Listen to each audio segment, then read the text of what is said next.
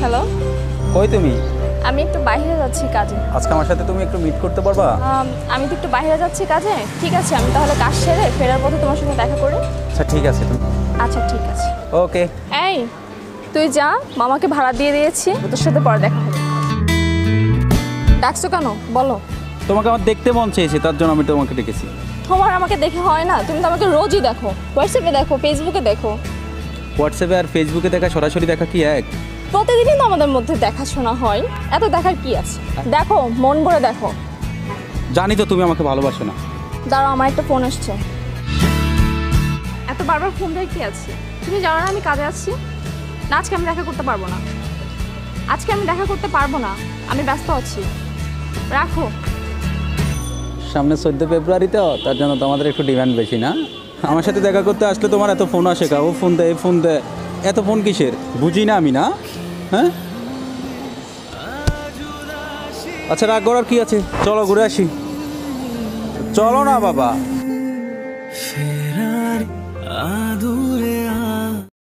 আচ্ছা বাবু, বলো তো আজকে কি দিবস? তুমি জানো না? হ্যাঁ জানি, তারপর তোমার কাছ থেকে শুনতে চাচ্ছি। আজকে তোমার আমার ভালোবাসার দিবস 14 ফেব্রুয়ারি। শিওর? হ্যাঁ। সো আজকে আমি চাচ্ছি যে তোমাকে স্পেশাল একটা কিছু দেওয়ার জন্য। সারপ্রাইজ? হ্যাঁ। ওয়াও, কি? আচ্ছা চলো না, তুমি গেলে তো বুঝবা কি সারপ্রাইজ দিব আজকে তোমাকে। চলো।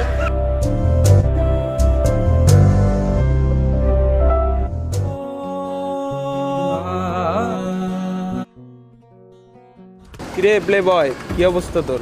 এই তো মোটামুটি চলে। কিরে এবার কয়টা উইকেট ফেলাইলি? আর বলিস না, ওই তো মোস্তাফিজ রহমানে যেভাবে উইকেট ফেলাই সেইভাবে ফেলাইছি আর কি, দুইটা। মাঠ তো বাবা কাঁপাই দিছি। তো মাঠ কাপাম না পেলে বয়, বুঝোস না তুই? কিন্তু আইপিএলও চান্স পাইতে পারি, যেভাবে মাঠ কাপাইছি আইপিএলও চান্স আছে। এটা নাজিম না? হ্যাঁ নাজিম তো। তুমি এখানে? এদিকে আসো, তোমার সাথে আমার কথা আছে। কে তুমি? আমাকে তুমি চেনো না? না, আমি তোমাকে চিনি না। চিনো না? গত 3 মাস ধরে তোমাকে আমি ফোন দিচ্ছি, তুমি মিসিং।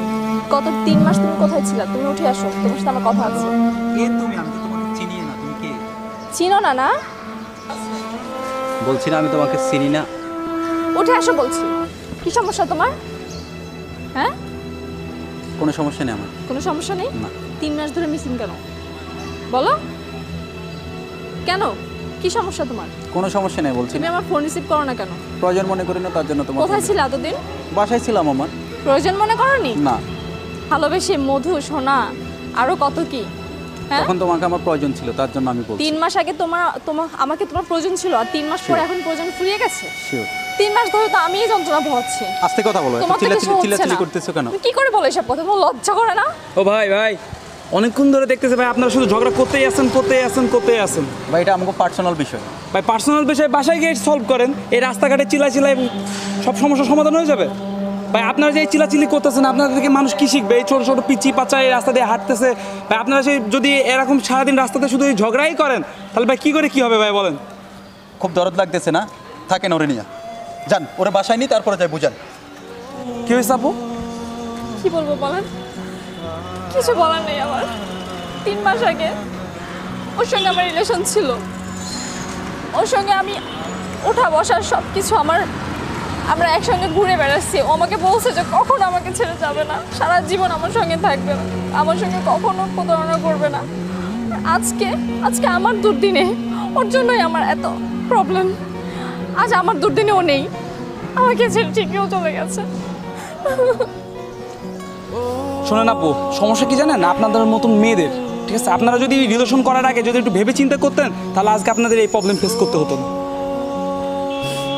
শোনেন, এসব নিয়ে আর চিন্তা করে লাভ নাই, ঠিক আছে? লাইফে যে যাওয়া সে যাবে, যে আসা সে আসবে, ঠিক আছে? এটা হলো উপরতলা আল্লাহ সব ঠিক করে দেয়, লাইফে কে থাকবে কে থাকবে না।